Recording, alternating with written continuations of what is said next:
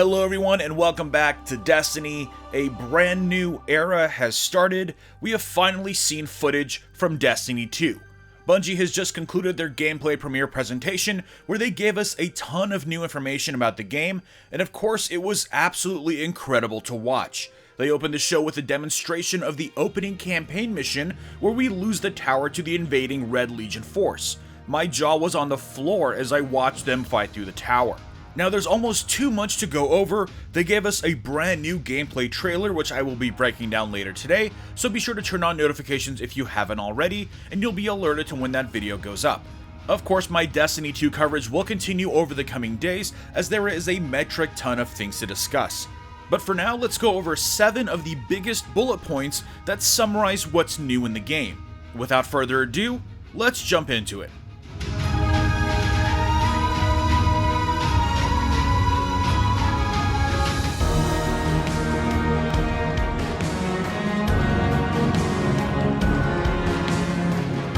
Getting right into it, let's start with brand new subclasses. If you didn't watch the stream, I highly recommend giving it a watch. They showed off a new subclass from each of the main classes. It looks like the elemental subclasses are remaining, and we start with the Void Titan called Sentinel. He wields a Void Shield that you can use to smash enemies, defend you and your fire team, and even boomerang tossed a la Captain America. Very epic. For the Hunter, they showed off the Arc subclass of Arc Strider. The subclass is very reminiscent of Blade Dancer, but instead of a blade, you summon a two-sided spear for your super. Think Arc Blade meets Darth Maul. I'm a big fan of the acrobatics that you can pull off to dodge and weave as you close in on your targets. And then of course we saw the Solar Warlock subclass called Dawnblade. The subclass is actually very similar to Sunbreaker. You summon a flaming sword that can slash enemies, shower down fire from up above, or even slam down just like the Iron Axe relic from Rise of Iron. Now of course these are only one of each of the new subclasses, so we'll have to wait and see if they decide to show off any more or leave them as surprises.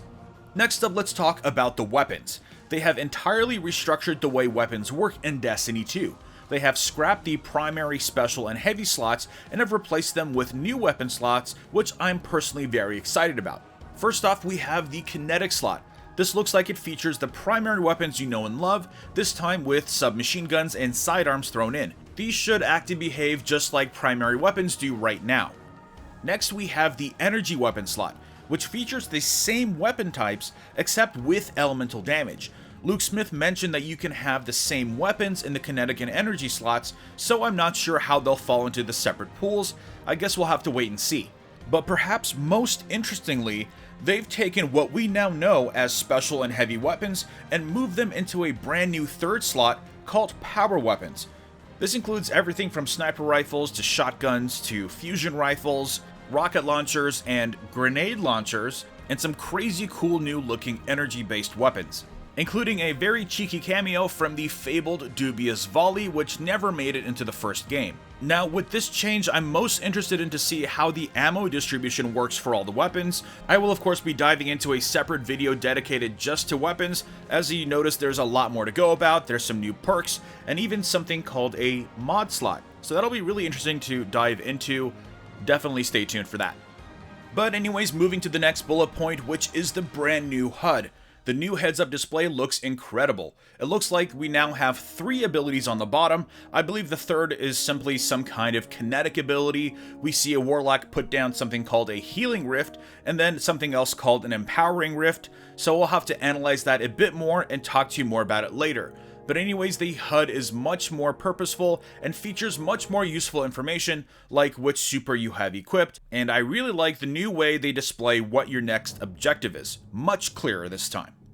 Number 4 is the map. Yes, this time we have a map of the destinations that we visit so we can get a sense of the immense size and scale of where we're setting down boots. And to utilize the map, we have 4 new, brand new, gigantic, beautiful destinations to explore. On Earth, we start with the European Dead Zone. This is where Destiny 1 Crucible maps like Memento take place. And they've also mentioned that this is the largest destination they've ever built by a factor of 2. That's very impressive.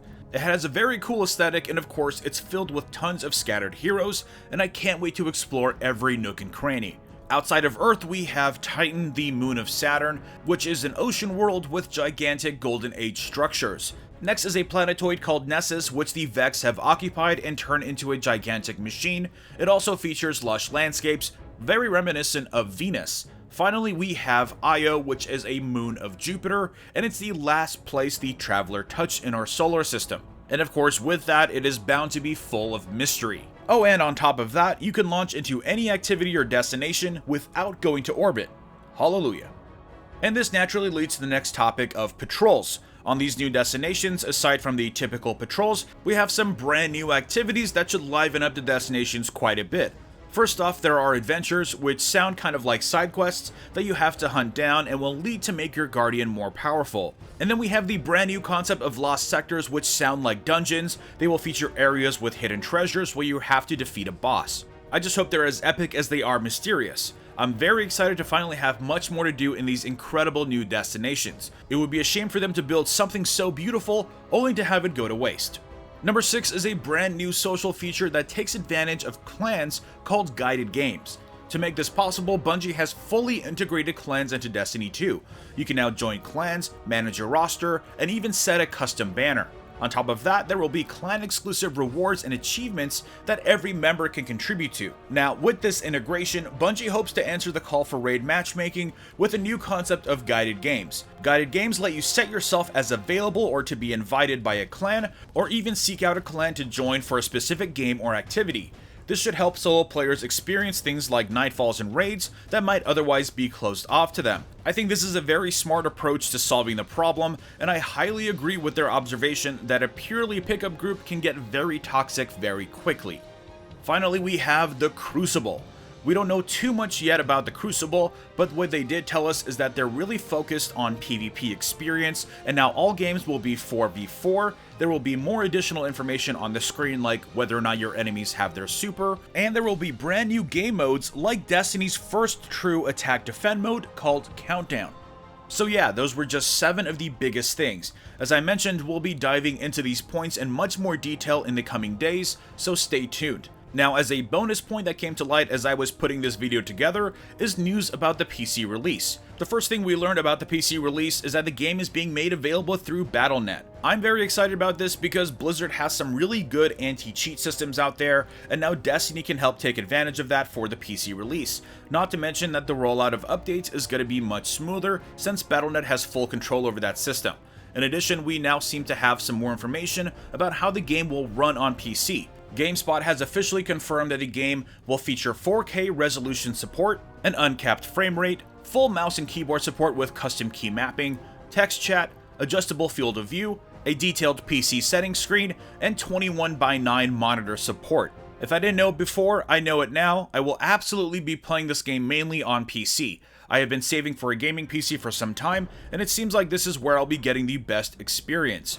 I will still play the game on PS4 for things like exclusives, so I can bring that all to you, but yeah, the PC version is shaping up to be quite nice. Anyways, let me know what you think about what we saw today. I'm definitely overwhelmed with awesome, as I know you are too. Let's talk about it in the comments below.